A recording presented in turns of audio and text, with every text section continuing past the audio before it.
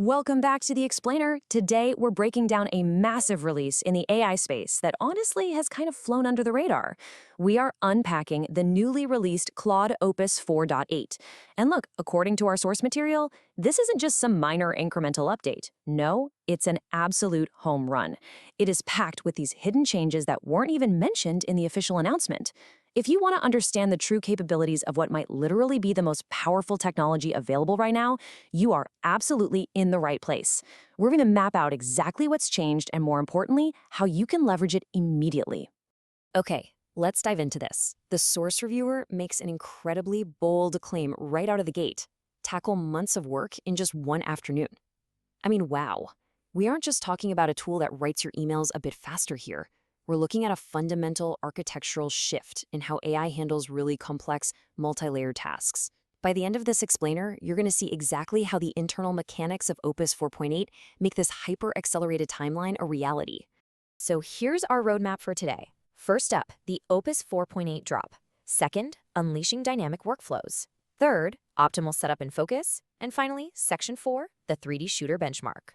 All right, Section 1, the Opus 4.8 drop. Let's take a look at the raw specs and theories.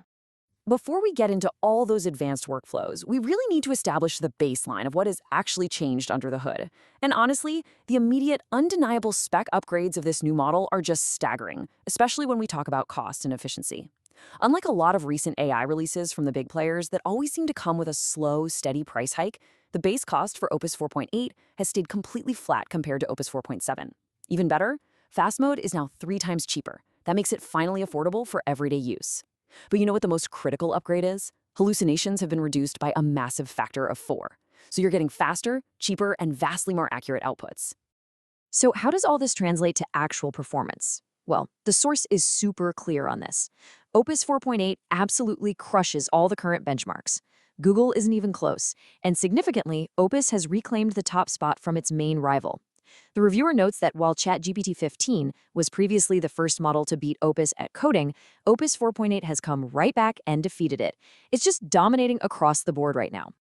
Now, what's really interesting about this theory is why this sudden leap in capability actually happened.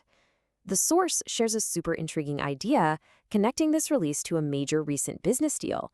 You might remember, Elon Musk recently sold tens of billions of dollars of compute to Anthropic, while the reviewer theorizes that this massive influx of raw compute capacity directly enabled Opus 4.8. Furthermore, because of that massive 4 times reduction in hallucinations we just talked about, the source suspects that Opus 4.8 is actually a slightly watered-down version of Mythos. You know, that highly anticipated, incredibly powerful doomsday model that's been teased for months now? The running theory is that this compute deal basically saved them from a resource bottleneck, allowing them to finally release this Mythos-level tech. Moving on to Section 2, unleashing dynamic workflows. This is all about the power of swarms. Okay, this is where we really bridge the gap between those impressive benchmark scores and that insane claim of doing months of work in a single afternoon. We're talking about groundbreaking functional capabilities here, which brings us to a crucial new piece of jargon you absolutely need to know: dynamic workflows. Think about it. In previous iterations, if you gave the AI a massive, complex app to build, it acted like a single-agent bottleneck. It would write some code, go do some research, come back, write more code, and test it, but all sequentially. Dynamic workflows completely shatter that paradigm. They give the AI the ability to autonomously spin up anywhere from tens to literally thousands of subagents to tackle a complex task simultaneously. To really visualize what this means in practice, imagine you prompt Opus 4.8 to build a major new feature for your app. Instantly, a swarm deploys. One group of agents is touching different pieces of your codebase and writing code. Another group is simultaneously out on the web doing deep, targeted research. Yet another group is live testing the app right as it's being built, while a final group runs constant, continuous regression tests just to make sure absolutely nothing breaks. It's this massive, coordinated, simultaneous effort that condenses those traditional timelines so drastically. It's like a giant, hyper-efficient digital factory. And to actually power all those dynamic workflows, we have another new term: ultracode. Ultracode is essentially handing the keys to the kingdom straight over to the AI. When it's activated, it allows Opus 4.8 to autonomously decide whenever it needs to trigger those thousands of subagents via dynamic workflows. But a quick caveat here: The source specifically notes that this is a premium feature. You generally only use this mode and that newly affordable fast mode if you're subscribed to the $200 a month plan. That specific tier gives you the sheer capacity necessary for this kind of heavy lifting. All right, Section 3, Optimal Setup and Focus. Let's get into some tactical recommendations. Having access to a tool this incredibly powerful is really only half the battle, right? The other half is knowing how to actually wield it without completely breaking it. So the crucial point is getting your setup right from the start to avoid nasty performance degradation and crash errors. Let's draw right through these 3 steps. Step 1. Select the regular Opus 4.8 context. The reviewer explicitly warns against defaulting to the 1 million context window because performance actually starts to degrade once you fill it up. Step 2. Keep your effort setting on high by default. Only push it to extra or max for massive builds because, well, capacity still has its limits. And step 3, do not immediately force your agents and third-party interfaces like OpenClaw or Hermes to use Opus 4.8 on day 1. Seriously, wait about 24 hours for the official releases to drop. It'll save you from a very frustrating string of crashes and errors. The source also uncovered a truly brilliant hidden setting that you should probably go enable immediately. Inside Claude Code, there's a setting called Remote Control Active. When you turn this bad boy on, every single chat you start on your desktop is automatically synced right to your mobile device. This is a total game changer. It means you can spin up a massive, complex, dynamic workflow on your computer, grab your phone, and just seamlessly monitor or even continue that active coding session while you're grabbing a coffee or on the go. But look, all the optimized setup in the world isn't going to help you without the right mindset. Our source issues some real tough love warning here.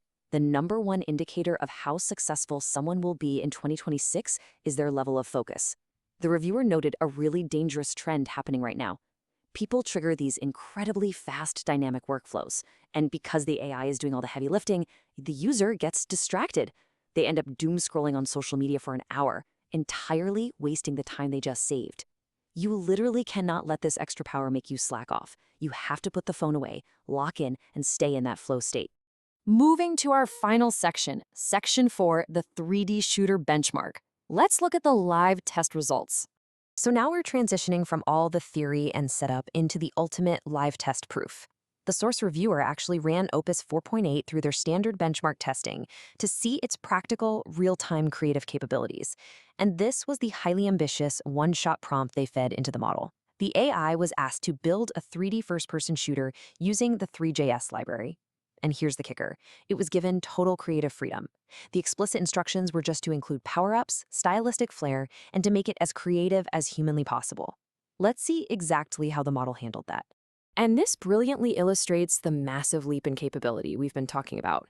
In just one single shot, the AI generated a fully playable game called Neon Assault.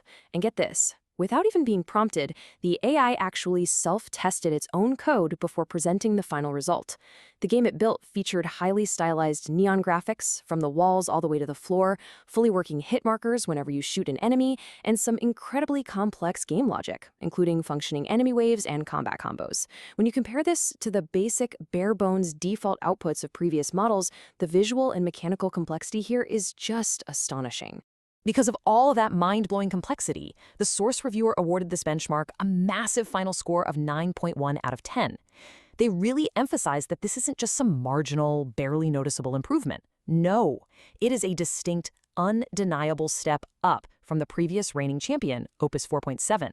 The code was cleaner, the features were significantly richer, and the overall execution was just nearly flawless.